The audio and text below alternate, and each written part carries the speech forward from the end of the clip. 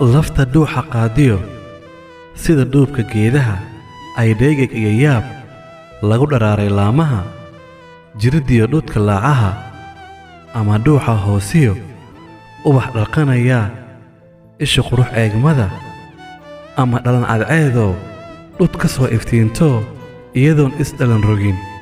dhulka siisay nuurko dhaxantii ka qaaday ayaad ila dhigan tahay beebi iftiinkii noloshaa tahee